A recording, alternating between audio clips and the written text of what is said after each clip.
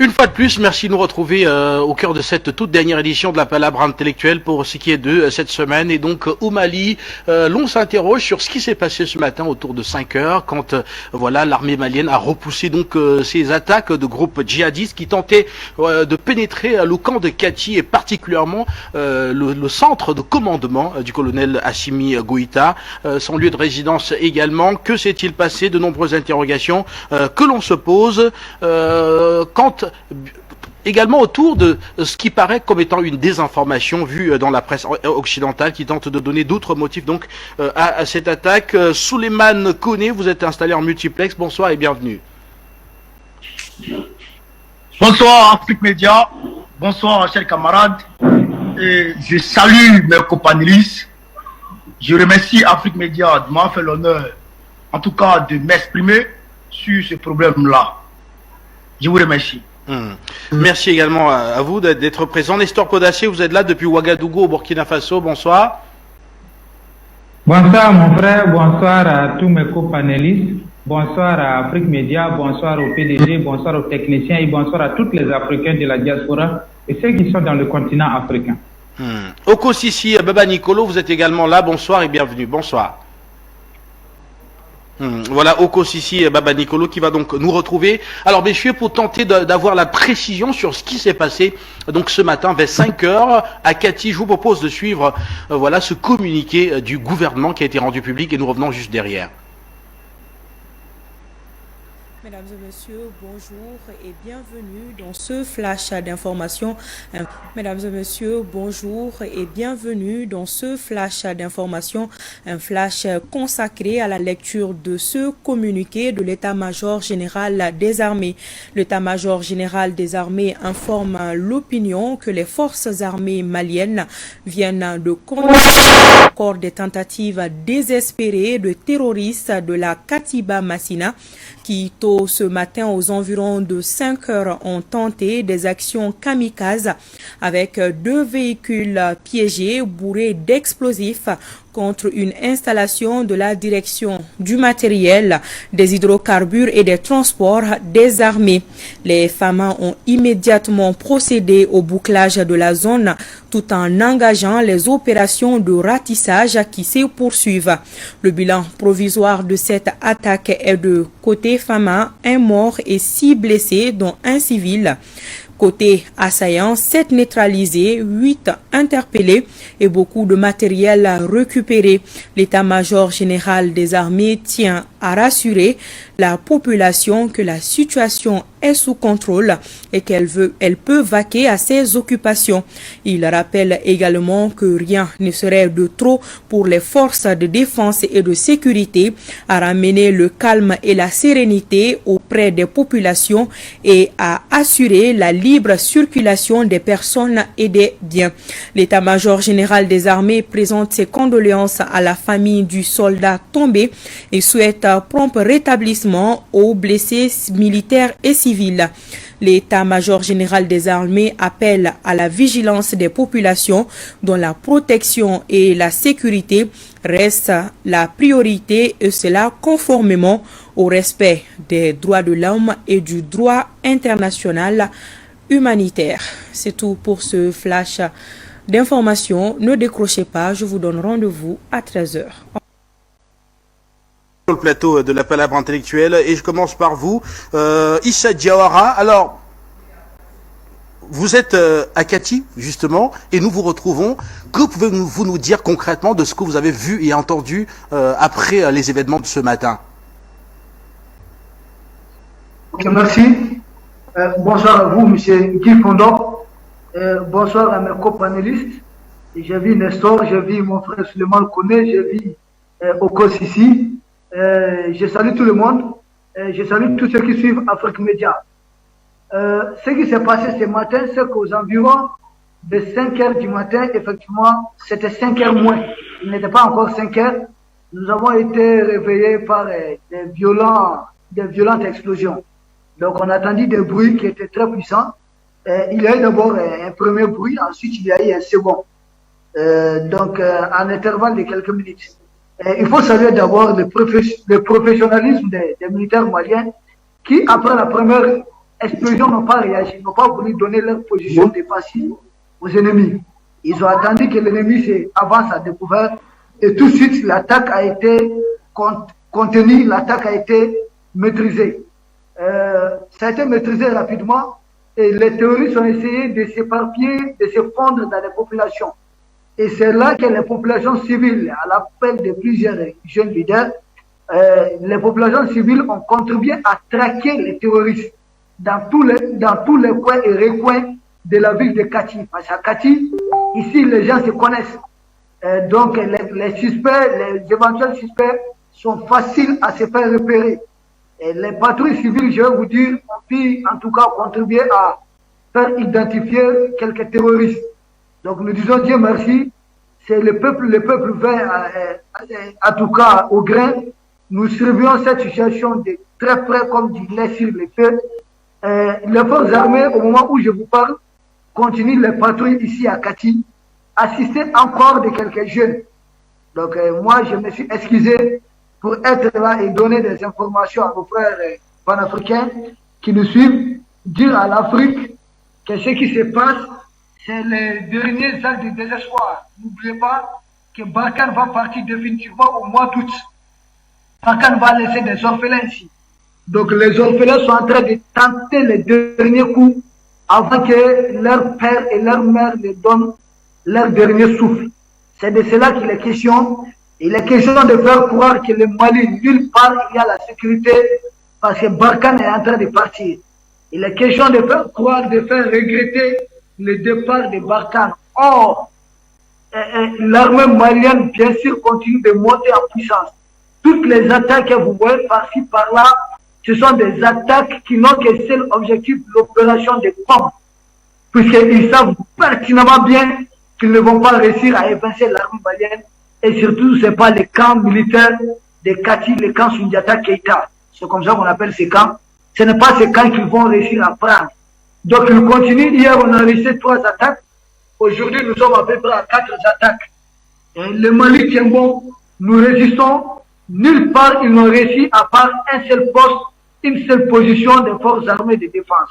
Donc, nous contrôlons tous les camps et d'autres opérations continuent. Et d'abord, et d'ailleurs, pour montrer que le moral est bon, le moral au top, depuis 8 heures moins, le colonel Assimi Goïta est parti tranquillement dans ses bureaux à Kouba.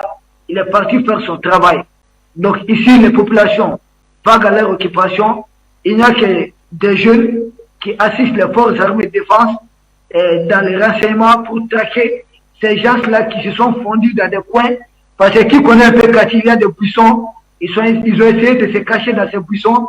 Et là, ils sont en train d'être traqués et à pied. Les militaires sont carrément à pied. Et les avions sont au ciel qui sont en train aussi de renseigner des positions. Donc la traque continue, ça se poursuit.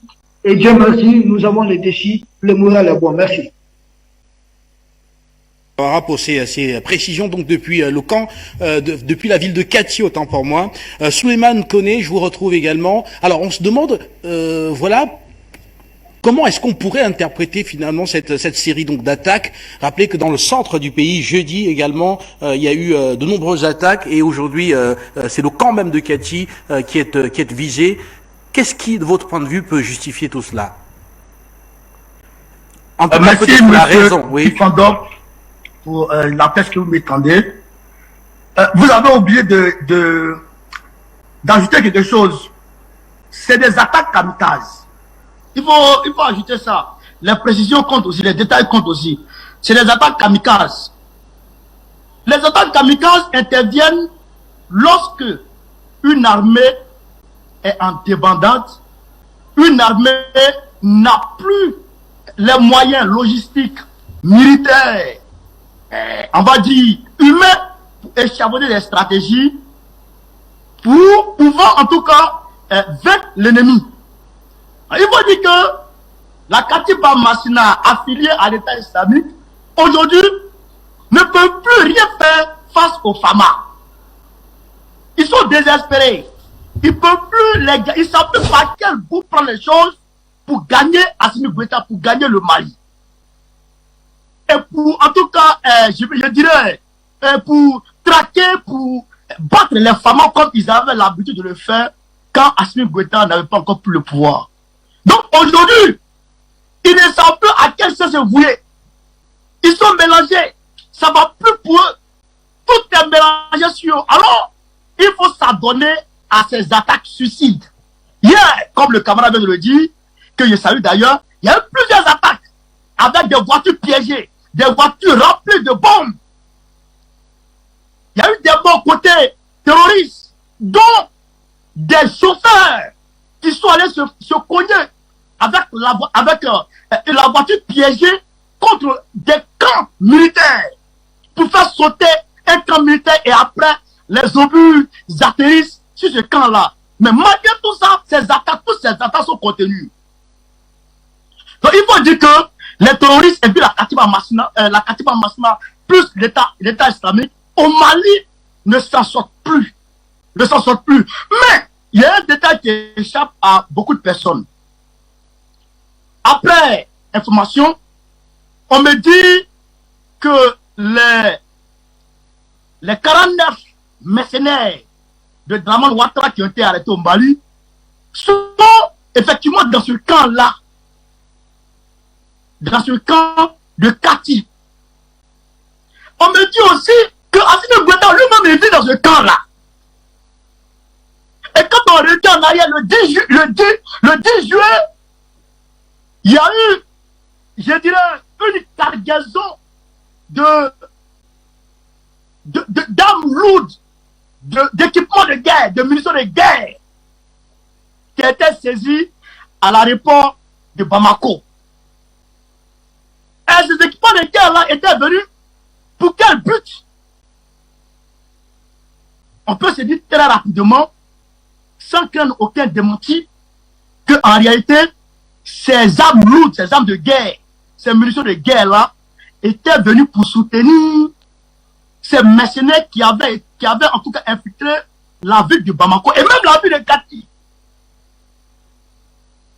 Parce que pour mener ce genre d'action, il faut des équipements militaires. Donc les gens voulaient tenter le tout pour le tout. Il fallait renverser Assimi Goïta le jour-là. Il fallait faire tomber Assimi Goïta. Aujourd'hui, il fallait le faire tomber d'hier à aujourd'hui avec ces attaques kamikazes coordonnées et ciblées. Il fallait soit finir avec Assimi Goïta, c'est-à-dire le tuer même, ou en tout cas détruire le camp de Kati et récupérer en tout cas et reprendre le pouvoir. Parce que Kourouba est à côté. Donc c'est un peu ça qui était échafaudé comme stratégie par l'ennemi de l'Afrique. Mais cela, je dirais que nous, Ivoiriens, on ne tombe pas des nues. Nous, Ivoiriens, on n'est pas dépaysés vis-à-vis de cette situation-là. Parce qu'on l'a vécu. On l'a vécu en Côte d'Ivoire. La nuit du 7 au 8 janvier 2001, les rebelles de Ouattara ont attaqué Babo à Abidjan. C'est ce complot-là qu'on appelle le complot de la Mercedes noire. Ce complot a été par la suite revendiqué par le garde du corps, par l'ancien garde du corps de l'Assad Ouattara, Ibrahim Koulibaly. Quand ils ont échoué en 2002, 19 septembre 2002, ils sont revenus avec le même système qu'il y a eu aujourd'hui au Mali. Les attaques ciblées et coordonnées, avec à la clé une tentative de coup d'État sur Gbagbo Laurent, le 19 septembre 2002. Et quand ils ont échoué le coup d'État à Abidjan, automatiquement, la mutinerie a commencé dans toutes les autres villes, Boaké, Korogo, etc. Tout le nord, ils ont assailli tout le nord. Et ils ont commencé à avancer maintenant, avec les armes lourdes. Et ils ont été aidés par l'ONUCI, par l'armée française, la force Likon, je dirais. Ils ont été soutenus, aidés, coordonnés les actions par ces forces exogènes-là pour tout faire jusqu'en 2010 et arriver ainsi à leur fin. Ce que nous disons aux populations maliennes et en tout cas aux dirigeants maliens, c'est que rien n'a commencé. C'est pas pour faire flipper les gens, c'est pas pour faire peur aux gens. Mais j'ai dit, rien n'a commencé. Aujourd'hui, on gagne des batailles. On gagne des batailles. Mais il faut que la population reste permanemment éveillée. Et il faut que les petits guégués entre Maliens, etc., il faut qu'on sorte de ça. Nous avons été du côté, malheureusement, nous avons été du côté de ceux qui ont soutenu Alassane Ouattara en 2002. Je dis bien malheureusement, de façon ignorante, on l'a fait. Mais aujourd'hui, c'est nous qui regrettons. Parce qu'on ne savait pas qui était Gbagbo. Mais aujourd'hui, il y a certaines personnes au Mali à qui on miroite Assimi Goïta comme un démon. RFI le fait, des médias le font, excusez-moi, des médias le font. On présente Assimi Goïta comme des démons. Mais en réalité, c'est parce qu'il les dérange qu'on le présente comme un démon. Donc, moi, je pense que ces gens-là, ils ont peur d'une seule entité. C'est le peuple. Ils ont peur que du peuple. Alors, il faut réorganiser les actions de la société civile. Il faut réorganiser les civils, les mouvements de la société civile. Et il faut en tout cas mettre le peuple en alerte maximale pour que toute action suspecte, en tout cas, soit rapportée au FAMA. C'est comme ça que le Mali peut gagner cette guerre. Sinon, pour dire que cette bataille a été gagnée, que c'est fini, ça c'est pas fini. Vous avez dit que Bakam doit partir totalement du Mali en août. Hier, le général Michon était du côté du Burkina Faso. Il a proféré des allégations à l'encontre des Russes qui sont au Mali et de l'armée malienne. Donc, aujourd'hui, on peut RFI aussi profère des allégations disant que le Mali doit obligatoirement appeler la France, sinon Bamako sera attaqué. RFI qui dit ça. Il faut que Bamako revoie sa position avec la France. Donc, c'est la France seule qui peut sauver le Mali. Mais si c'est la France seule qui peut sauver le Mali, c'est que la France même est le problème du Mali. Donc, il faut que le peuple se réveille et il faut que, en tout cas, on coordonne les actions, prendre d'autres forces avec le Mali. Merci. Aller très très loin alors que nous continuons à nous poser la question de base et d'ailleurs je vais vous l'adresser, Nestor Podacier. Alors qui de votre point de vue a essayé ainsi de tuer Assimi Goïta et pourquoi? Qui a essayé de tuer Assimi Goïta et pourquoi? La question elle est simple, elle est directe. Quels sont ceux qui menacent Assimi Goïta depuis sa prise de pouvoir depuis le début? C'est les mêmes là. Quels sont ceux qui l'ont imposé l'embargo? C'est les mêmes là. Quels sont ceux qui ont dit Assimi Goïta ne doit pas être candidat pour se présenter aux élections à venir? C'est les mêmes là. Ça veut dire quoi? C'est l'OTAN et sa bande de vampires, des États qui composent l'OTAN, en commençant par les États-Unis, la France, l'Espagne, et tout.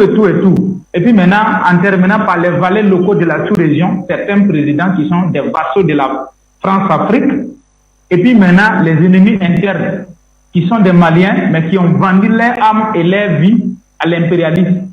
Parce que simplement, c'est des indignes. Ce sont ces gens-là qui en veulent à Assimi Goïta. Sinon, moi, je ne vois pas. Ça, là, on n'a pas besoin de chercher midi et l'ennemi à midi 14. Voilà. Quelqu'un qui te cherche la nuit, il vient te donner en plein jour. C'est ça là, on a besoin de poser question. L'ennemi du Mali aujourd'hui s'appelle l'OTAN et sa bande de bandits organisés. C'est tout. Maintenant, avec quelques Africains qui sont des complices au niveau du continent, c'est-à-dire la CEDEAO, les éléments de la CEDEAO tels que l'Alassane Ouattara, les Macky Sall,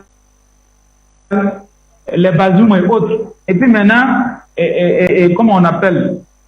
À l'intérieur, il y a certains opposants vendus qui travaillent pour la France. C'est tout. Sinon, ça là, on connaît. Pourquoi? Parce que ils ont vu que la Barkhane a quitté, Takuba a quitté, et ils ont envoyé des mercenaires pour assassiner Assimi Goïta, c'est-à-dire les 49 militaires saisis ivoiriens, 49 mercenaires, je ne dirais pas militaires ivoiriens, je dirais les mercenaires de M. Ouattara, parce que les Ivoiriens ne sont pas d'accord avec qu'il envoie des militaires ivoiriens pour combattre au Mali. Et parmi les mercenaires, on a vu des Ghanéens avec des passeports ivoiriens. Voilà, n'oubliez pas qu'il y a des noms qui se ressemblent. Il y a des Ouattara en Côte d'Ivoire, il y a Ouattara au Burkina, il y a Ouattara au Mali. Il y a Kofi au Ghana, il y a Kofi en Côte d'Ivoire. Donc, il y a des noms qui se ressemblent. Et parmi les mercenaires, il y a des Ghanéens dedans qui ont des passeports ivoiriens. Donc, il faut qu'on précise de façon claire. Si on veut bien voir les 49 militaires là, les 49 mercenaires là, c'est même pas vérifié que des militaires ivoiriens. Je dirais que c'est des mercenaires tout court. Alors donc, si nous allons aller un peu plus vite, c'est pour dire que les mercenaires là devraient venir renforcer ceux qui sont déjà dedans, c'est-à-dire les cellules dormantes à l'intérieur que la France avait fabriqué par ses complices. Donc, les 49 mercenaires devraient venir les renforcer en nombre, en termes de technicité, en termes de connaissances et avec la puissance des feux. Vous savez que le deuxième avion là était rempli d'armes. Donc, ces armes-là allaient être utilisées. Et vous voyez que l'attaque aujourd'hui, il y a eu attaque au niveau de l'aéroport de chez nous.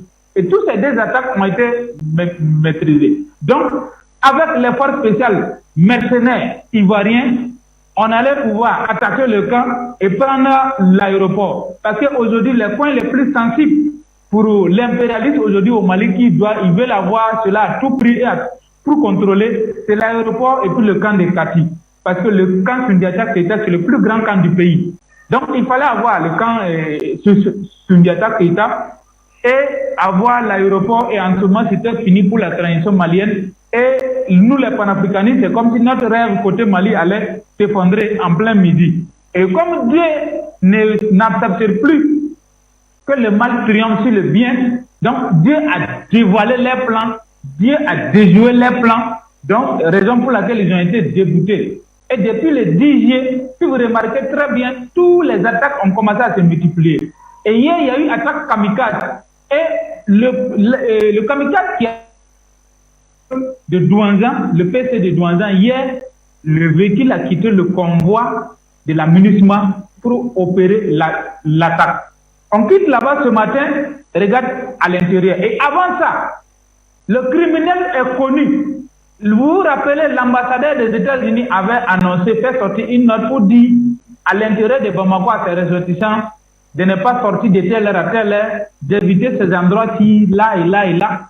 Ce n'est pas possible. On ne peut pas attaquer l'aéroport et un camp et l'impérialisme n'est pas au courant. Ce n'est pas possible.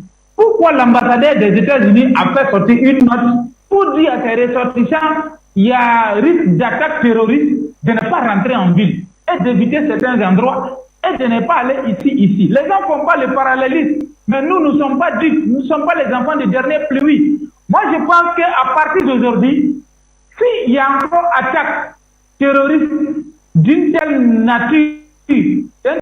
nature encore, à Bamako-Ville, il faut en finir avec l'impérialisme. Tous les chancelleries européens doivent aller en feu et en sang. En même temps, on les déguerpit. Donc, je profite de l'occasion pour dire à tous les Africains, le 12, nous on reprend au Burkina Faso ici, le 12 août, ça passe ou ça casse, c'est devant l'ambassade de la France à Ouagadougou ici. Voilà, l'ambassadeur PD homosexuel qui est là pour nous servir, pour nous donner des leçons de morale là. Et encore hier, le général de Barkhane qui est en fin de mission. Permettez, oui. Nestor, oui. Nestor Podacé, c'est hors de propos. Vous comprenez, on ne parle pas de sexualité, c'est hors de propos. Okay. C'est-à-dire, on est dans le débat, on tente de comprendre qui a essayé de prendre le camp de Kati et de tuer le colonel Assimi Goïta. C'est ça l'objet. Et tout à l'heure, vous nous avez donné des pistes assez intéressantes en nous disant qu'il faut chercher du côté de ceux qui, jusqu'à aujourd'hui, n'acceptent pas sa présence à la tête de l'État malien. Alors, Okosisi Baba Nicolo, je vous retrouve très rapidement. Avec la même interrogation, on voit très clairement que c'est le colonel Assimi Goïta qui était visé dans cette attaque. De votre point de vue, qui peut être responsable et pourquoi? Je tiens à saluer le grand Guy Fondon que nous sommes contents de voir ce soir. Je salue l'équipe d'Afrique Média, mes amis qui sont habillés en tenue de crise, Souleymane Koulé, Nestor Podacé et naturellement celui que nous soutenons ce soir, parce que c'est son peuple qui auparavant, monsieur le général Diawara. Qui peut tuer Assimi Goïta? Qui déstabilise le Mali? Les Ivoiriens ont une chanson qui dit « Ozim Sim » et on répond « Ozim ». Ozim Sim, Ozim. Mali Sim Sim, Ozim. Assimi Zimzim, Ozi. Afrique Média Zimzim, Ozi. Pour dire que nous sommes dans le combat. Scientifiquement, qui a intérêt à ce que le Mali soit déstabilisé et pourquoi? Dans la géopolitique, depuis longtemps, Afrique Média a donné son canal comme arme de combat. C'est l'OTAN qui veut tuer Assimi Goïta. C'est Joe Biden qui veut tuer Assimi Goïta. C'est Emmanuel Macron qui veut Assimi Goïta. Comme ils l'ont fait, à part Thomas Sankara, dont le frère Blaise a tué, et tous les autres, Lumumba, nous avons vu des hommes africains comme Abia Rimana, qui étaient tués directement par les mains. Qui veut tuer Assimi Goïta? C'est ceux qui ont des intérêts au Mali. Pourquoi et comment? Le Mali, avec Ibeka, après la mort de Kadhafi, a vu ATT refuser d'aider la main de Nicolas Sarkozy. Et nous sommes là, après Ibeka avec Assimi Goïta. Qu'est-ce qu'Assimi Goïta a bien pu faire pour qu'on veut l'éliminer? Assimi Goïta a accepté d'accompagner son peuple, des patriotes comme Issa Diawara et ses amis. Assimi Goïta a accompagné son peuple pour dire, écoute, Ibeka, assois-toi, le pays est insécurisé. Qui insécurise le pays? Les djihadistes, les terroristes. Qui sont les terroristes et les djihadistes? L'OTAN, Macron et Alassane Dramane Ouattara. Pourquoi je le dis? Je ne suis pas un affabulateur, je le dis avec des faits. Un pays prêt à attaquer. On dit dans la justice, dans la loi, dans le droit, non-assistance à personne en danger est un crime. Le Mali attaqué, les frères de la sous-région doivent lui porter assistance. Tous ceux qui ne portent pas assistance au Mali sont des criminels, dont la Côte d'Ivoire avec Alassane Dramane Ouattara. C'est des faits. C'est parti d'un embargo. Après un embargo, c'est parti d'une campagne de diabolisation d'Assimi Goïta. Ouattara s'est déplacé pour aller au Gabon pour voir Ali Bongo. Dit pendant vous êtes témoin. Ouattara a laissé des audios fuités, même si aujourd'hui l'authenticité n'a pas encore été plébiscitée, gérée après enquête par l'État du Mali, dans une réunion de la CEDEAO, là-bas, avec ses pairs. Alassane Ouattara disait haut et fort qu'il fallait pousser à un embargo. Ensuite, avec Boubou Cissé, qui est Boubou Cissé? Un contre-pouvoir à Assimi Goïta et ses camarades que Alassane Ouattara a clairement expliqué que les Maliens étaient idiots, ils étaient naïfs, ils leur donnaient 2 semaines. En Côte d'Ivoire, des opposants ivoiriens se sont retrouvés et ont dit qu'ils étaient présidents et que l'Assemblée nationale était dissoute, le pouvoir de la région était dissous et blablabla. Tout récemment, on vient de voir des soldats qui sont rentrés sur le territoire malien avec des passeports ivoiriens. Qui délivre les passeports ivoiriens? Qui a la qualité de délivrer des passeports ivoiriens? Des gens qui se présentent à un policier de l'aéroport en treillis avec des passeports ivoiriens qui ont des connotations de mécaniciens, de vendeurs et autres. Je vous explique que c'est des faits, ce n'est pas de la fabulation, ce n'est pas des analyses. Donc, qui veut déstabiliser le Mali? Alors que M. Salgado sort sans suivre la procédure de la diplomatie pour dire que l'État malien est informé et que l'État malien aujourd'hui demande à M. Salgado de donner des preuves qui veut déstabiliser le Mali. La MINUSMA nie de connaître des acquaintances avec des groupes qui devaient rentrer en Côte d'Ivoire. Avec une chaîne française dont je ne vais pas dire le nom pour la publicité, ils expliquent que après enquête, l'ONU, la ONU, refuse de prendre cette responsabilité. Donc, qui déstabilise le Mali? Alors, je vais vous dire qui déstabilise le Mali. Les soldats mercenaires qui sont rentrés sur le territoire malien sont ceux-là qui déstabilisent le Mali parce qu'on les a attrapés. Pourquoi? Parce qu'il y a eu 7 roulements, 7 manières de venir comme ça avant ceux qu'on a attrapés. Mais l'ONU dit de ne pas avoir une liste de soldats sur leur territoire avec ces 7 roulements. Donc, où sont-ils? Que sont-ils devenus? Comment agissent-ils? Donc, si vous posez la question claire de savoir qui déstabilise le Mali et qui était Assimi Goïta, il s'appelle Alassane Dramane Ouattara. Les preuves sont innombrables. Il a dit, ils sont idiots, ils sont naïfs. Il faut déstabiliser Cheikh Maïga, Assimi Goïta et ses amis. Combien de temps? 2 semaines. Et beaucoup de preuves qu'on peut vous donner. Donc, je parle avec des faits, avec des preuves. Aujourd'hui, on lève les embargos du Mali. Blaise Compaoré rentre au Burkina Faso comme si le Burkina Faso est en guerre pour faire des réconciliations. Quelques jours après, on voit des soldats qui arrivent au Mali. Une coïncidence qui n'a pas de technique. Et après, comme par hasard, j'ai appris, comme Diawara nous dit, que c'est aujourd'hui, on devait juger les 49 soldats. Je répète, les 8 dits nous informent que c'est aujourd'hui, on doit juger les 49 soldats. Et comme par hasard, on attaque le Mali. Alors que, des jours avant, la Côte d'Ivoire a donné injonction au Mali de libérer ces 49 soldats. C'est une lettre écrite par l'État du Côte d'Ivoire. Sans sceau de la Côte d'Ivoire, sans armoirie, sans responsabilité concrète pour que l'État fasse ses responsabilités. Et il était donné injonction au Mali de libérer les 49 soldats. Alors, qui attaque le Mali? Frère Guy Fondom. Sissi Baba Nicolo, oui. Mathématiquement, c'est la Côte d'Ivoire d'Alassane Ouattara qui est la mère de la France il y a longtemps qui a. Alors, vous voyez la Côte d'Ivoire du président Alassane Ouattara. Tout à l'heure, Nestor Podassé, lui, voyait voilà, l'OTAN et tous ceux qui peuvent être considérés dans la sous-région comme étant des soutiens ou alors comme étant pro-OTAN. Alors, je voudrais maintenant que nous essayions ensemble de voir si on peut établir un lien entre les événements, entre toutes ces attaques terroristes depuis plusieurs jours aujourd'hui sur le Mali et l'arrivée à l'aéroport international de Bamako de ces soldats ivoiriens qui ont été interpellés. Alors, je vais commencer très rapidement par vous, Issa Diawara.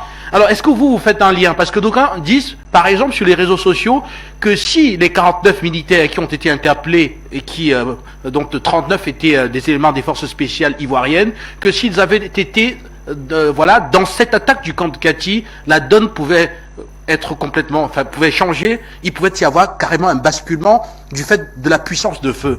Vous, qu'en pensez-vous? Est-ce que vous faites un lien entre cette arrivée, cette interpellation à l'aéroport de Bamako et les événements de Kati, ainsi que du centre du pays? Ok, merci. Les liens, on peut les faire, mais dire que si ces 49 militaires étaient du combat, ça allait basculer les choses. Je dis non. Le camp militaire de Kati, c'est presque tout un quartier. C'est une ville dans une ville. C'est une citadelle. Je pense pas, de toutes les façons, je pense qu'ils ont manqué à l'appel. Ça, c'est une certitude. Alors, et dans ce cas, si vous ne pensez pas, dans ce cas, de votre point de vue, quel était l'objet de cette attaque si ce n'était pas de pénétrer effectivement dans ce palais et d'assassiner le colonel Assimi Goïta? Merci bien. Je disais, vous ne m'avez pas bien compris. Je dis, les 49 mercenaires ne pouvaient pas balancer les rapports de force. Le Mali a suffisamment de forces spéciales. Mais dans leur plan, bien sûr, c'était de prendre en tout cas le palais d'Assimi Goïta. Ça, c'est très clair. Ils ont manqué à l'appel, donc peut-être ils ont encore l'envie. Sinon, ils n'allaient pas échapper aujourd'hui. Ça, c'est très clair. Le Mali, je sais en tout cas les préparatifs au niveau des MP, au niveau des camps militaires. Je ne suis pas militaire, mais nous savons un peu ce qui se passe. Donc, même si c'est 50 militaires français qui venaient s'ajouter à ces gens, en tout cas dans l'objectif de renverser le colonel Goïta, ils n'allaient pas atteindre leur objectif. Il faut dire que le Mali est une puissance réelle militaire. Nous sommes une puissance, pas une puissance sur papier. Et effectivement, ces 49 militaires ont manqué à l'appel. C'est pourquoi la première émission, après l'arrestation des 49 militaires, je dis, est-ce qu'ils sont les premiers mercenaires à entrer au Mali? Je ne crois pas. Beaucoup étaient sans doute entrés par voie terrestre, et ces 49 étaient bien sûr ceux qui sont arrivés par voie aérienne et qui devaient bénéficier d'une couverture de l'aménagement. Bien sûr, ces 49 militaires devaient apporter leur appui, en tout cas au combat, mais puisqu'ils ont été interceptés, ils n'ont pas participé au combat, ils allaient se faire liquider, ils allaient se faire écraser. Le Mali défie quiconque. Je l'ai dit, que ce n'est pas la CEDEAO qui peut nous intimider militairement. Les terroristes face auxquels nous faisons, d'ailleurs, l'attaque d'aujourd'hui, il y a beaucoup de mercenaires, M. Guy Fondom. Il y a beaucoup de mercenaires. Et ce ne sont pas que des terroristes, des djihadistes en tant que tels. Nous avons vu beaucoup de cadavres. Nous connaissons un peu, nous savons un peu identifier les djihadistes. J'ai vu personnellement des mercenaires dans un véhicule pick-up, arrêtés, bien ligotés. J'étais sur le terrain, j'étais pas dans mon salon. J'étais là, nous avons participé à la traque. Des militaires ont passé devant nous avec des terroristes bien ligotés. Nous avons vu des terroristes qui sont morts, qui ont été massacrés sous nos yeux, qui seulement, non seulement après avoir été neutralisés par les militaires, mais nous, population civile, les populations civiles, ont pris certains de ces terroristes. Ils ont, comment je veux dire, nous avons presque décapité certains d'entre eux, excusez-moi du terme. C'est ce qui s'est passé. La population était très en colère. Donc partout où il y a un terroriste qui était tombé avant que l'armée ne récupère le corps, et nous avons fait notre manifestation là-dessus. Et nous disons à M. Ouattara, s'il envoie les enfants des gens, c'est ce qui va se passer. Nous disons à Macron, s'il envoie sa légion étrangère, c'est ce qui va se passer. Et puisque des mercenaires que moi j'ai vu ligoter dans les véhicules militaires, ce ne sont pas des djihadistes en tant que tels. Beaucoup font croire au truc de Koufa et pelle de Machina. Ça fait des années qu'ils sont là, on se connaît. Ils ne sont pas eux. Ils ont bénéficié d'un appui des mercenaires, des forces spéciales, des commandos qu'on dit autrefois invisibles. Ce sont de tels hommes qui ont participé au combat. Même le renfort des 49 militaires n'allait pas changer la donne. Puisque le Mali est suffisamment préparé. Oui, pour répondre à votre question, les 49 mercenaires arrêtés devaient participer au combat. Nous l'avons dit maintes fois que s'il avait quelque chose, ils vont participer au combat. Oui, il y a des mercenaires dans l'attaque d'aujourd'hui sur Kati. Oui, il faut accepter que le Mali, quel qu'en soit les renforts qui peuvent bénéficier aujourd'hui, le Mali peut contrer ces renforts, peut contrer en tout cas les forces en présence. Nous sommes dans ça et malheureusement ça ne va pas s'arrêter. Par contre, qu'est-ce que le Mali peut faire? Il faut décréter mieux que l'état d'urgence, il faut décréter un état de siège. Il faut décréter un état de siège, il faut pousser les jeunes à prendre les armes, à sécuriser les villes. Il faut apporter un appui considérable aux forces armées maliennes. Il faut interdire dorénavant aux blogueurs que la France a payés, formés en Côte d'Ivoire, de s'exprimer au Mali. C'est là qu'il est question. Merci. Oui. Alors, avant de rentrer dans comment est-ce qu'on pourrait contrer effectivement, voilà, ces attaques-là de façon plus structurelle, je voudrais continuer avec l'interrogation et vous poser donc la question à vous, Nestor Podacé. Alors, peut-on parler d'une invasion de mercenaires étrangers en ce moment au Mali, ou de votre point de vue, s'agit-il ici uniquement d'attaques de groupes terroristes tels que on a pu le voir tel qu'on l'a entendu, en tout cas jusqu'ici? Moi, je dirais que c'est une invasion d'une force étrangère, parce qu'aujourd'hui, cette force d'invasion est en détresse, parce qu'on a expulsé leur maman qui est la France. Donc le fils qui est la MINUSMA, composé d'une force étrangère, et excusez-moi du terme si je deviens un peu violent ces derniers temps, parce que l'ambassadeur m'a insulté que je suis idiot inutile sur les réseaux sociaux, raison pour laquelle je suis très remonté ces 2 jours. Donc comprenez mon langage un peu dur. S'il le disait sur les antennes de la télévision panafricaine, on lui dirait que c'est hors de propos. Voilà. Continuez, s'il vous plaît. Ok. Donc, comprenez ma dureté, sinon ça n'y est pas dans mes habitudes. Mais comprenez que j'ai la rage dans mon cœur actuellement parce que je suis pressé que le 12 n'arrive. Je vais aller dire 2 mots à l'ambassadeur de France. Si ce jour encore le trouve sur son territoire. Parce que le gouvernement burkinabé a fait sortir une note hier pour dire oui, l'ambassadeur n'a qu'à la retenir. Nous, on ne dit pas de retenir ici. Il doit plier bagage. Damiba doit choisir l'ambassadeur et lui-même son palais. Soit il dégage l'ambassadeur, soit c'est lui Damiba, nous-mêmes, on va dégager. Il nous connaît pour ça. Nous, peuple burkinabé, ça est dans notre sang. Voilà, Blaise est parti, Yengira a fait un coup d'état, ça peut marcher, Rock est parti. Donc lui, il est venu là. Il est mal assis d'abord, il n'est pas encore bien assis. Donc il n'a qu'à renvoyer l'ambassadeur là vite pour nous calmer rapidement et puis rompre la France. S'il ne peut pas faire ça, il laisse la place. Même moi-même, je vais aller gérer ça. Alors donc je reviens ici. Donc c'est pour dire que ceux qui sont en train d'attaquer le Mali aujourd'hui, c'est la MINUSMA. Il faut le dire haut et fort. La MINUSMA est devenue une force belligérante contre le Mali aujourd'hui. Parce que simplement, on vient de renvoyer les porte-parole. Deuxièmement, ils faisaient des coups fourrés pour faire entrer des mercenaires, pour avoir une vraie base solide pour pouvoir attaquer le Mali militairement, et pour faire un combat corps à corps comme un État contre un État. Mais malheureusement, ça a échoué avec l'arrestation des 49 mercenaires en provenance d'Abidjan. Donc maintenant, il faut jouer au profil bas. Donc il faut transformer la MINUSMA comme force belligérante, comme c'est des casques bleus, en passant, les femmes vont pas trop considérer que bon, comme ce qu'ils ont fait en 2010-2011 en Côte d'Ivoire, avec l'air ONUCI. Donc, Ces mêmes choses, là, ils veulent utiliser encore pour détruire le Mali. Donc aujourd'hui, pour moi, Assimi Goïta doit prendre décret pour mettre fin à la mission de l'aménagement et qu'il plie bagage dans les 72 heures. Voici ce que je peux dire, parce que tant que l'aménagement sera là, le Mali, puisqu'ils vont multiplier les attentats dans ces 2 jours, puisqu'ils savent que les mercenaires seront jugés, ils vont parler. Donc il faut multiplier les attentats, il faut attaquer des cibles fortes. Et les cibles fortes, c'est quoi? Ça, c'était assassinat. C'était pour mettre le Mali dans le chaos. Cet attentat-là, ce n'était pas pour prendre le camp des Kati. Hein. Peut-être c'est pour cibler, faire une brèche pour pouvoir avoir un passage pour atteindre le président. C'était ça leur objectif, selon moi, mon analyse. Sinon, ce n'est pas qu'ils voulaient prendre le camp. Non, ils ne peuvent pas prendre le camp.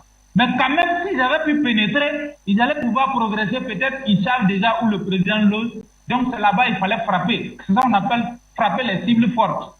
Donc, si le président était atteint, bon, alors là, peut-être nous, on était en train de faire funérailles, quoi.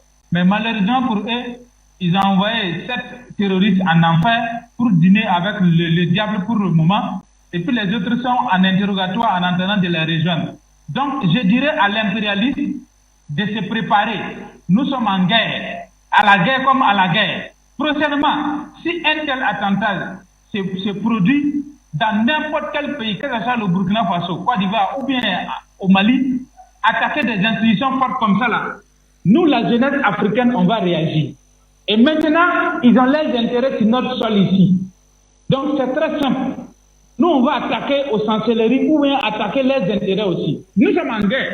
Donc il n'y a plus de cadeaux, il n'y a plus de prisonniers de guerre. C'est une confrontation directe. C'est une question de vie et de mort. Donc nous n'allons plus nous amuser. Voilà, à l'heure où c'est arrivé là, il ne sait plus l'heure de tergiverser. Parce qu'eux-mêmes, ils ont dit, nous voulons l'Afrique sans les Africains. Et avoir l'Afrique sans les Africains est un paradis terrestre. Ce n'est pas tomber dans l'oreille du sourd. Donc, nous n'allons pas nous amuser avec eux. Raison pour laquelle, actuellement, nous n'avons plus peur. Mali, nous sommes avec vous, on vous soutient aujourd'hui, on vous soutient demain. Le 12, nous, on démarre au Burkina Faso ici. Tant que la France ne part pas, nous, on n'arrête pas. Et on va aller jusqu'au bout. Merci beaucoup, mon frère. Merci à vous. Souleymane Koné, je vous retrouve. Et voilà, finalement, enfin, les événements semblent se lier. On avait parlé, enfin, quand il y a eu l'interpellation de ces 49 militaires à l'aéroport international de Bamako, d'aucuns disaient que forcément que d'autres personnes, ou d'autres soldats, ou alors d'autres éléments étrangers étaient rentrés, seraient rentrés avant sur le territoire malien et que ce n'était qu'une découverte qui ne pouvait pas expliquer, qui ne pouvait pas ne pas faire comprendre qu'il y avait eu d'autres incursions avant en territoire malien. Alors vous, est-ce que vous faites un lien avec ces événements de ce matin? Bien sûr, le lien est établi. Le lien est établi. D'ailleurs, avant d'aller en profondeur, j'aimerais ici vous donner un peu un détail. Le PPACI, le parti de Gbagbo, hier a fait une déclaration par la bouche de son porte-parole. Le PPACI a demandé, concernant les 49 mercenaires, moi je les qualifie de mercenaires, il fallait d'abord une enquête parlementaire. C'est-à-dire le ministre de la Défense de la Côte d'Ivoire doit se présenter au Parlement ivoirien afin qu'on lui pose des questions pour savoir comment des gens se sont retrouvés sur le territoire des gens sans qu'eux ne soient au courant. Il faut qu'on sache comment vous vous êtes arrangé pour prendre des gens dans un aéronef et puis prendre aussi un autre aéronef rempli d'armes de guerre, d'armes lourdes, modernes et sophistiquées pour aller se retrouver dans le pays de quelqu'un d'autre. Comment c'est passé? Donc, on demande une enquête parlementaire au gouvernement d'Alassane Ouattara. Il faut qu'on nous explique ça, déjà. Maintenant, je dis qu'il y a un lien, je dis que le lien est établi. Pourquoi?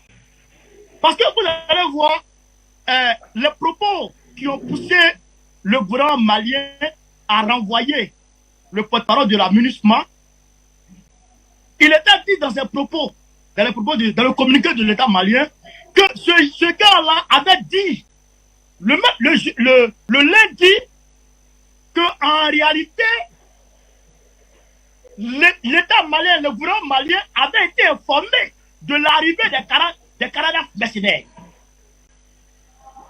Le porte-parole de la MINUSMA avait dit selon le comité de l'État malien, avait dit que les 49 soldats, les 49 mercenaires d'Alassane Ouattara étaient connus du gouvernement malien.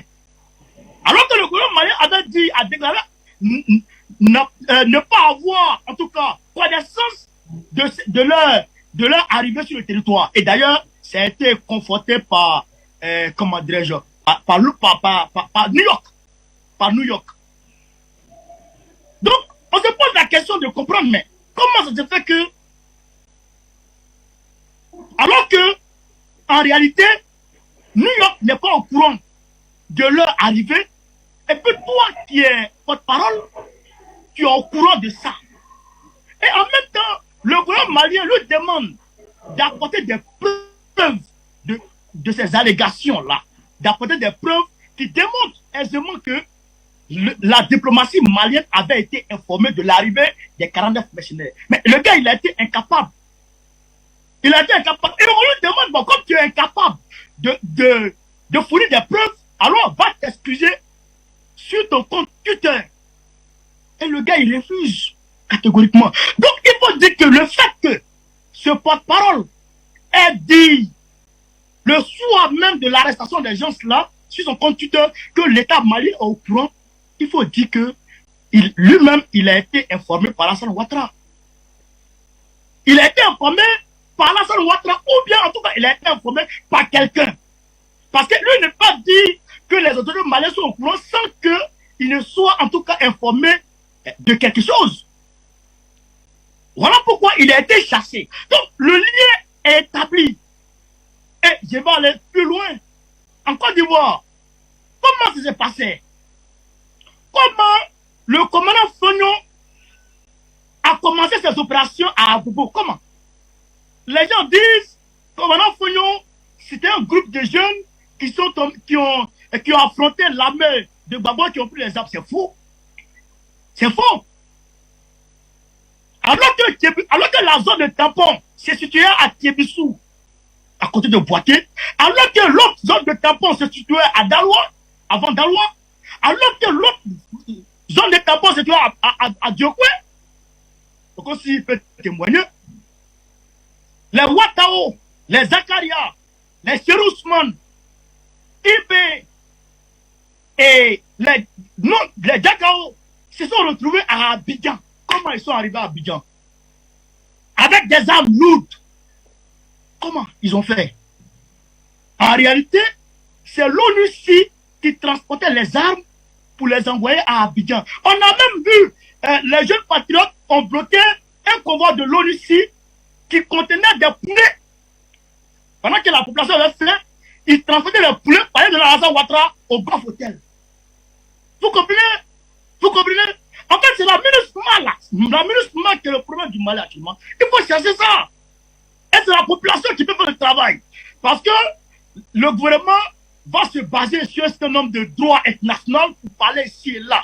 Mais si la population se lève, la population s'en fout des droits internationaux, la population avance. C'est la population qui doit se lever. Donc, le lien est parfaitement établi avec les 49 soldats. Et nous savons tous que... Dis-moi, venez. Nous savons tous que c'est Alassane Ouattara. On sait comment il est arrivé en Côte d'Ivoire. Il n'est pas venu pour travailler pour les Ivoiriens. Merci, merci. Alors, votre point de vue a bel et bien été pris en compte. Voilà.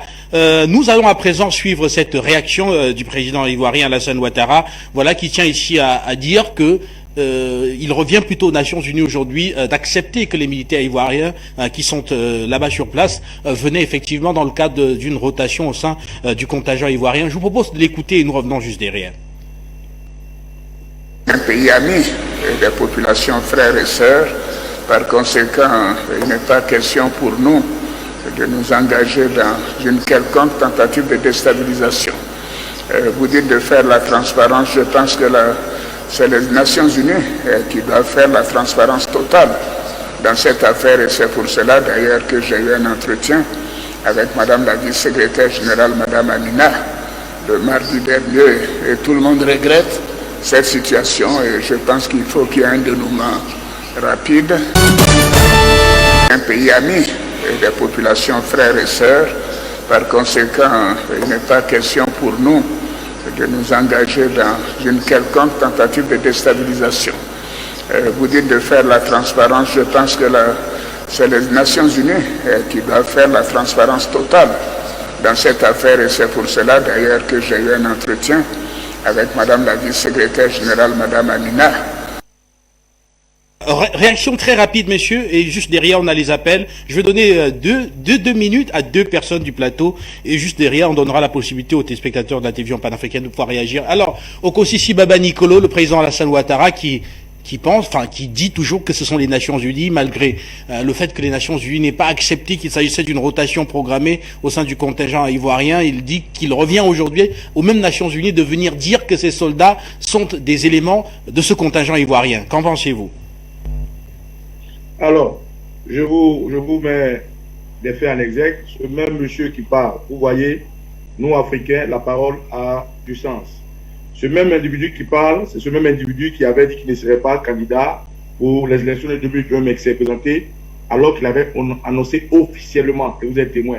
Donc, quand un homme de l'âge de l'ancien président de Côte d'Ivoire, parce que moi, je ne le connais pas comme président Alassane Ouattara, dit des choses comme ça, il faut comprendre tout de suite que ce monsieur n'est qu'un menteur, un affabulateur et un monsieur qui ne respecte pas sa parole.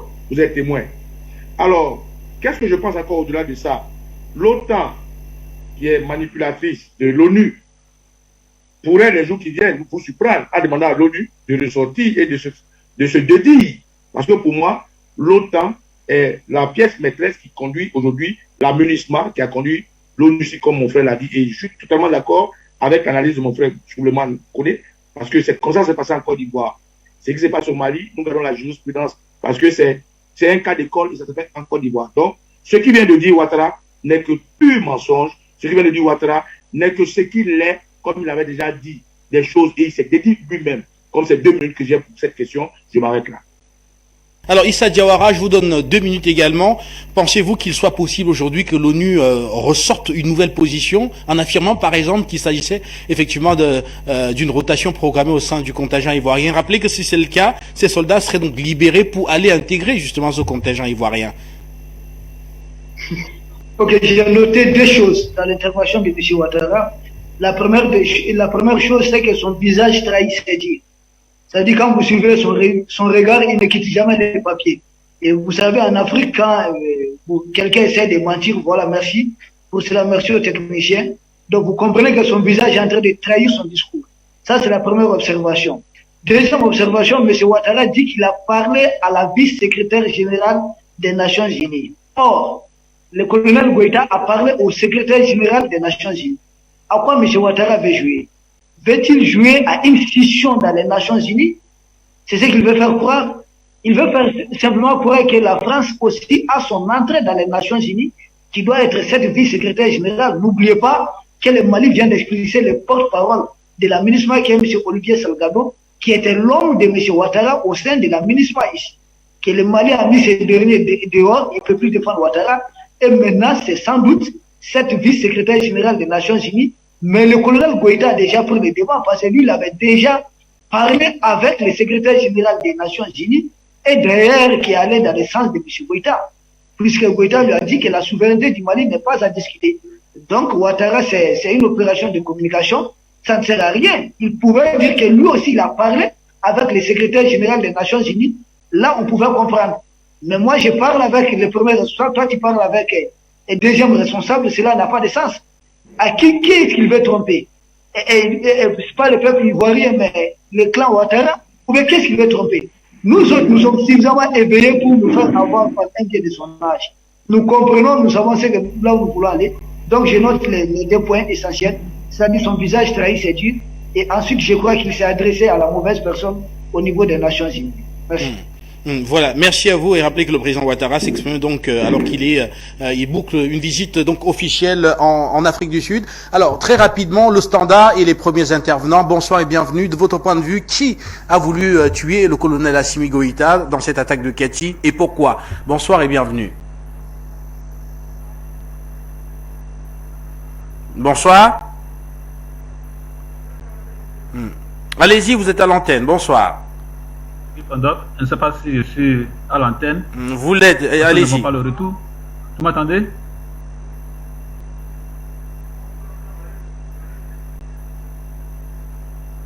D'abord, d'entrée de jeu, je vous salue. Je salue vos courage et le courage des techniciens et le courage de ceux qui vous invitez. Et nous prenons le peuple de l'Occident à témoin, et en particulier la France, le peuple français, nous vous prenons à témoin de ce qui se passe actuellement. Parce que nous sommes sûrs que l'ange du Mali, la Russie, ils ont les informations nécessaires pour vous accuser. Et si vous continuez, si le peuple français ne fait rien envers ses autorités, et la France continue toujours de martyriser le continent africain, nous prenons, ou bien il y aura des décisions qui vont vous toucher.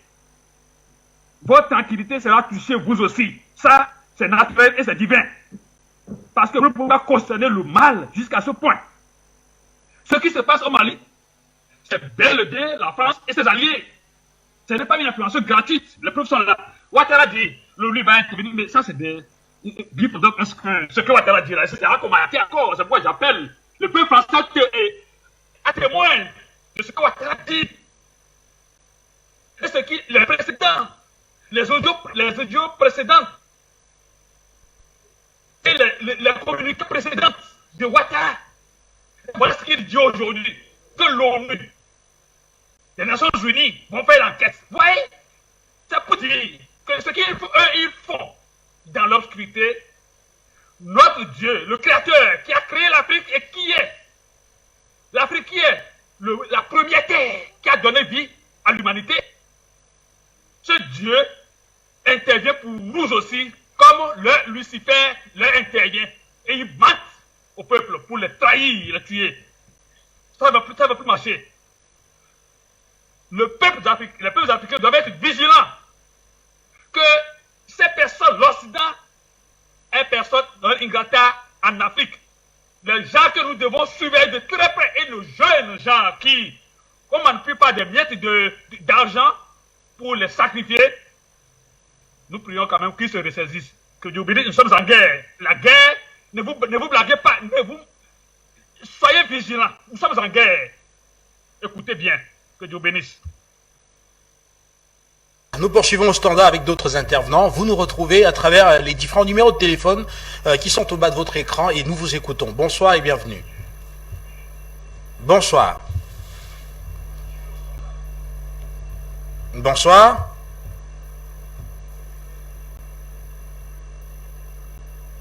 Bonsoir et bienvenue. Et rappelez que quand nous reviendrons avec nos invités, on tentera de comprendre le silence de la communauté internationale face à ces multiples attaques sur le territoire malien, y compris l'attaque ce matin du camp de Kati où vit le colonel Assimi Goïta. Comment comprendre ce silence-là? Ce sera l'interrogation que nous soumettrons à nos invités. Bonsoir et bienvenue. Bonsoir.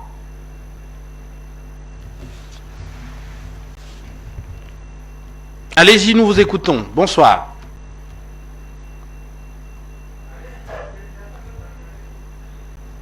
Multiples attaques sur le territoire malien, y compris l'attaque ce matin du camp de Kati, où vit le colonel Assimi Goïta. Bonsoir, je ne sais pas si je suis à l'antenne. Hein. Allez-y, nous vous écoutons. Allez-y. Au moins que je suis à l'antenne. Bonsoir, monsieur Guy, et je salue tous les invités. Je salue vos invités. C'est fait depuis la Lomagne. Allez-y, nous vous écoutons. Bonsoir. Parce que moi, je voudrais dire tout simplement que ce qui se passe au Mali aujourd'hui, les Maliens doivent être comme...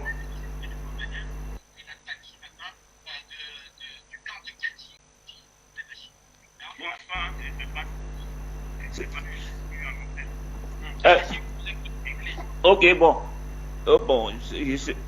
Maintenant, je sais que je suis en antenne. Bon. Voilà ce qui se passe aujourd'hui au Mali, c'est-à-dire que les Maliens, vous les Maliens, on vous a déjà dit ça plusieurs fois, et aussi vous a dit ce qui s'est passé en Côte d'Ivoire. Moi, je ne serai pas trop bavard sur ce sujet-là. La manière que vous avez, résisté devant ces guerristes, devant ces mercenaires, tous les Maliens maintenant doivent mettre les oreillers de côté et puis dormir avec, avoir les yeux sous les fenêtres et puis sous les portes. pour voir celui qui se passe devant votre porte ou celui qui passe sur la fenêtre. Sinon, c'est que les Français, ils ont commencé là.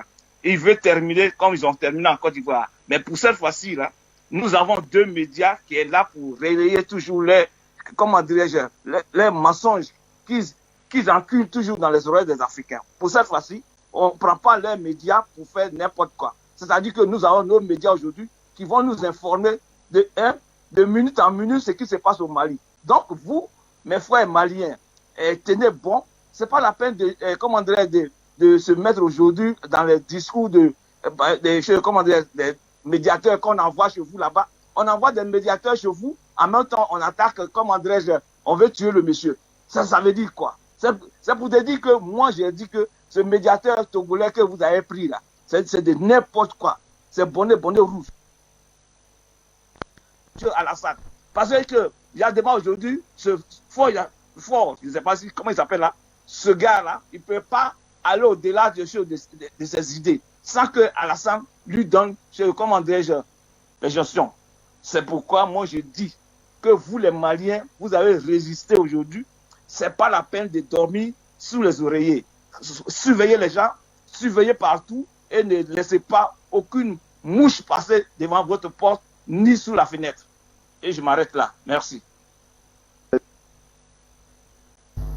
Merci à vous pour votre contribution standard. On va plus prendre d'appel. On va très rapidement aller donc donner le mot de fin à nos invités installés en multiplex. Et je commence par vous, Souleymane Koné. Alors, comment comprendre ce silence de la communauté internationale, prompte à condamner les attaques terroristes, surtout quand cela se déroule, notamment, enfin, dans certains pays. On ne va pas aller plus loin. Allez-y, s'il vous plaît.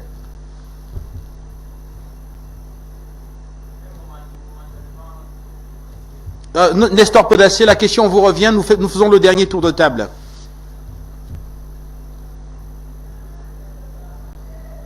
Ce que je dirais à cela, il n'y a pas de communauté internationale. Il ne faut pas qu'on va se sous-estimer. Si vous dites l'organisation les bandits à col blanc, là, ça recadre un peu avec moi ma pensée panafricaine. Sinon, il n'y a pas de communauté internationale. Si on veut bien voir l'international, c'est toi et moi, c'est l'Afrique. Puisque toutes les couleurs sortent du noir, dont nous sommes l'original. Donc, cette appellation communauté internationale-là, il faut que vous, les journalistes, vous corrigez cela. Parce que cela encore nous infantilise et ça nous amène à être toujours des esclaves, à nous regarder comme des sous-hommes, comme s'il y a une communauté plus supérieure à la communauté africaine. Bon, je ferme la parenthèse et je reviens pour répondre à ma question. Alors, donc, c'est pour dire que ces bandits, tels que l'OTAN, l'ONU, France, États-Unis n'ont pas répondu parce que c'est eux qui ont envoyé les terroristes pour tuer des gens au Mali et ça n'a pas marché. Je ne peux pas parler puisque ça n'a pas marché. Donc, si ils avaient parlé, c'est comme s'ils ont vomi et puis ramassé leurs vomissures mangés. Donc, ils ne vont pas parler. Donc, il faut les comprendre, leur silence. Voilà, moi je les appelle des bandits à col blanc. Voilà, qui se font passer pour des bonnes personnes alors que c'est des sanguinaires, c'est des vampires. Alors donc, on quitte là-bas, on revient encore, je vais parler à des Africains aliénés qui quittent ici pour aller pleurer quand il y a attentat à Paris. Pourquoi quand un Africain meurt, ça ne parle pas? Aujourd'hui, moi j'allais être d'accord, si vous me posez la question, que pourquoi les chefs d'État africains n'ont pas réagi pour solidariser avec le Mali? Je serais d'accord. Mais nos ennemis, depuis la nuit des temps, moi je ne cherche même pas leur compassion. Parce que c'est des gens qui nous ont jamais aimés, c'est des gens qui n'ont jamais voulu notre bien. Donc pourquoi moi je vais demander leur compassion? Non. Moi je suis écœuré et surpris et je suis en colère contre mes frères noirs, les chefs d'État noirs qui n'ont pas présenté leurs condoléances au Mali, qui ne présentent pas de condoléances au Burkina Faso, alors que tous les jours les Burkinabés meurent, tous les jours les Maliens meurent. C'est là-bas, moi, je me pose des questions. Sinon, les autres côtés là, tels que France, qui est un pays ennemi, et les États-Unis, l'Angleterre, l'Espagnol, qui dit que l'OTAN va intervenir au Mali comme ils ont fait en Libye, ceux-là, moi, je les regarde comme des ennemis. Hein. Donc, j'appelle le peuple africain, j'interpelle encore le peuple africain et le peuple malien de se réveiller et de commencer le vrai combat. Et être des agents de renseignement pour les militaires et policiers et gendarmes maliens. C'est comme ça qu'on va pouvoir vaincre. Sinon, ne laissez pas le travail là aux militaires seulement. C'est tout le monde, l'implication de tout le monde qui va nous faire gagner. Merci beaucoup. Merci à vous, Nestor Podassé. Nous vous souhaitons une excellente soirée à Ouagadougou, au Burkina Faso. Okosisi Baba Nicolo, je vous retrouve. Alors, le silence de cette communauté internationale, voilà, qui ne dit rien. Et pourtant, les attaques sont, se multiplient sur le territoire malien. On parle pratiquement d'une invasion d'éléments étrangers sur le territoire qui sèment la terreur, associés à des groupes locaux qui existent. Mais silence total. Alors, merci. Comme c'est un tour de table, je tiens à te dire merci à toi, nous avons invité. Merci à mes amis. Et puis, présenter au peuple malien que si mes camarades et moi avons décidé d'être en rouge, c'est notre soutien à ce qui arrive au peuple malien. Leur donner la force et dire Yako à tous ceux qui ont perdu quelqu'un sur le territoire malien. C'est notre panafricanisme à nous. Pour répondre à votre question, je voulais d'abord permettre de revenir sur le thème kamikaze. Le thème kamikaze est un thème emprunté de l'action des Japonais dans la Deuxième Guerre mondiale qui avait pour option de se laisser mourir pour détruire des cibles américaines. Alors, un kamikaze, c'est qui? C'est celui qui est parti pour ne plus se retourner. Mais sur le sol malien, nous avons vu que ces kamikazes-là, certains ont pris la poudre d'escampette, ils ont commencé à se cacher dans la population. Donc, ce que je veux dire pour compléter ce que mes frères ont dit qui est vrai, parce qu'on a vu des explosions, n'est pas a priori un kamikaze. Il faut le donner aux dieux maliens. Il faut dire merci à nos dieux africains. Parce que je pense que ça a joué. On néglige un peu ce côté spirituel, on néglige un peu ce côté métaphysique de la force africaine. Mais je pense que ces gens-là n'étaient pas venus pour s'exploser. Ils étaient venus exploser un bâtiment pour atteindre Kati. Ils étaient venus exploser un bâtiment pour faire des dégâts, mais pas pour s'exploser eux-mêmes. Mais c'est la spiritualité malienne. C'est ce que nous on appelle chez nous les marabouts, les djinns, les sorciers, qui ont fait que vous n'avez pas remarqué, à chaque point, ils se sont explosés eux-mêmes. Parce que les Maliens, au-delà de la spiritualité africaine, ils ont la spiritualité importée et ils ont la spiritualité en tant qu'homme. Donc, ce qui est kamikaze pour moi, ce n'est pas fortuit. Ils ne sont pas allés s'exploser. C'est les marabouts maliens, les prières des Maliens, la spiritualité malienne qui a fait que ça n'a pas réussi. Quand je finis de dire ça, vous avez posé la question de savoir pourquoi est-ce que la communauté internationale ne parle pas. Mais qui représente la communauté internationale pour nous, les pays francophones? C'est la France. C'est la France qui a toujours parlé dans la voix de l'Afrique. Et c'est contre cette France-là qu'aujourd'hui le Mali est en train de dire, comme on dit, prendre son indépendance totale. Donc la France ne va pas se faire harakiri. La France voit tout de suite le Mali en ennemi. Il faut tout faire pour faire fléchir le Mali. Donc la France ne veut pas se faire harakiri. Donc la France qui a tous ces pays vassaux, la Côte d'Ivoire, le Niger, le Burkina Faso, tous ceux qui composent la CEDEAO ne peuvent pas se faire harakiri. Voilà pourquoi ils ne parlent pas. Mais revenons encore, regardez les mercenaires qui sont attrapés dans les villes. Mais je vous dis, Guy, ces mercenaires ressemblent étrangement aux microbes de Ouattara en Côte d'Ivoire. Voilà mon frère Babou, vous pas témoigner. Comment vous pouvez voir des jeunes comme ça, désœuvrés, venir attaquer un camp militaire? Ces mercenaires ressemblent étrangement aux microbes de Ouattara qu'il a libéré à la veille de son élection, de son simulacre de troisième mandat où il a tué les gens. Ces jeunes qui sont attrapés, nous avons vu leurs photos, Diawara m'en a envoyé beaucoup. Mais c'est des gens qui sont désemparés, des gens qui ont fait une guérilla urbaine. Et tiens, concernant la guérilla urbaine, ils sont dans une zone qui ne maîtrisent pas. Et je tiens aussi à profiter de ta question pour dire au peuple malien, la population malienne, en tant que expérimenté de cette guerre entre l'Occident et nous, pour avoir soutenu le président Laurent Gbagbo aujourd'hui, les mains nues, il faut que la population malienne m'écoute très bien.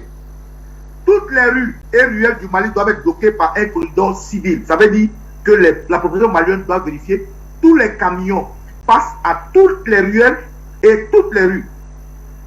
Deuxièmement, il faut que la jeunesse malienne vérifie dans les mosquées, dans les églises, dans les orphelinats, dans les endroits publics, dans les marchés. Parce que quand ils se déshabillent, ils vont se fondre dans la population.